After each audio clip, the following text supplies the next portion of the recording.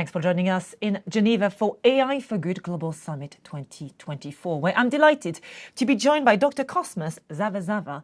Dr. Cosmas is the Director of the Telecommunication Development Bureau, the BDT, at the International Telecommunication Union, ITU. Welcome. Thank you for being with us today. Thank you for inviting me. So the AI for Good Global Summit, led by ITU, of course, and with over 40 UN agencies, represents a unique platform for stakeholders from the private and the public sector to exchange on the potential of AI to address the SDGs. So, according to you, how can the various stakeholders work together to ensure AI is used for good? Not to mention members of academia, Of because course. we engage also in research. It's good that there is a marriage between the World Summit on the Information Society and AI for Good, because the platform is a multi-stakeholder platform, and we are bringing together stakeholders who can contribute to the development of AI and also promoting it for social good. The private sector is well known for innovation, and the public sector regulating and providing governance. And that's very important for us. So we are very much pleased to be here, and also to have all the multi-stakeholders contributing in their own one way or another. And indeed, AI governance has very much been part of the discussions that we've been having here at the summit.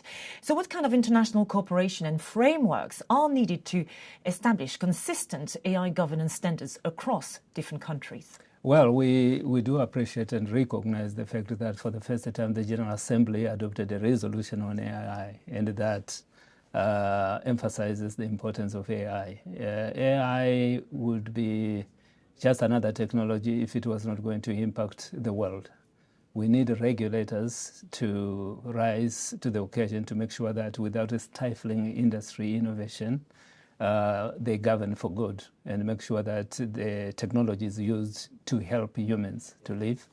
We also would like, of course, to make sure that all the 40 UN agencies that are specializing in addressing human challenges are served by AI in a good way, in agriculture, in delivering health, in education, etc. So it is important for us to have proper governance and to involve everybody, because there are ethical aspects, there are political aspects, human rights aspects, and all those can only be addressed if we have all the stakeholders at the table. You have mentioned human challenges. Sadly, there's no shortage of them currently, including climate change, for instance.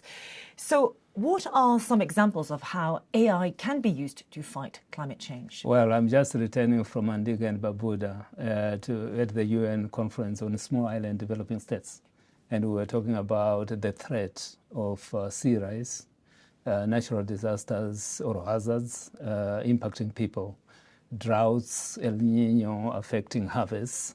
So AI can be used to predict weather and to help farmers to identify if there are any pests affecting their crops and compromising their harvest, or if the moisture level is not adequate and what actions they should be taking.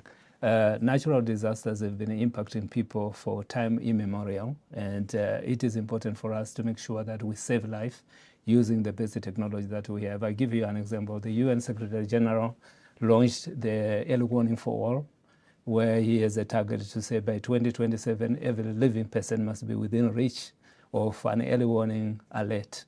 And we in technology, in the area of technology and using artificial intelligence, we can target and identify the people who are at risk and disseminate early warning systems or signals to make sure that they evacuate and we save lives. So there are many applications related to that and also associated with the climate change mitigation and adaptation.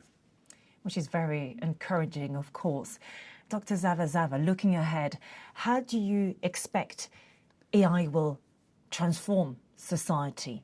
And what do you think will be the potential benefits and maybe the considerations for the future?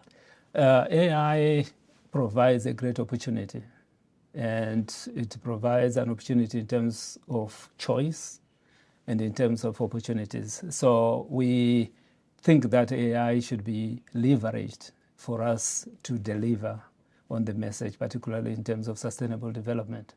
In manufacturing, precision is required, efficiency is required, in healthcare, precision, when you are carrying out surgery, etc. So there are many applications, but we must also look at the other side, the challenges that come with it, that require governance, and be able to do it in a responsible manner. People are worried about deepfake, about hallucinations, around spreading of falsehoods, compromising elections, etc., many things. But I think if we have got proper legal frameworks, regulatory frameworks, we can enhance the goodness of the technology and make sure that the society benefits from it, rather than being disadvantaged or compromising the ethical values that we all uphold. So that is very important. Infrastructure is important. We have 2.6 billion people who remain offline, and the connectivity and infrastructure are fundamentally important for us to make sure that everyone has got access, and we bridge the digital divide and the skills divide, because AI is a new technology and there are many people who do not understand how it is. Data, the foundation of artificial intelligence is data, and we have to educate people and communities for them to understand how important it is for them to provide appropriate data for us to analyze and process, so that AI systems are important. Intellectual property rights, actors who have been protesting, and artists, musical artists, we want to make sure that artificial intelligence works side by side with the humans and complement what we seek to achieve. It's a very powerful technology, but with the power, of course, comes responsibility. Dr. Zavazava, thank you very much. Thank you for sharing your thoughts and your insights with us today at the AI for Good Global Summit 2024 in Geneva. Thank you for watching.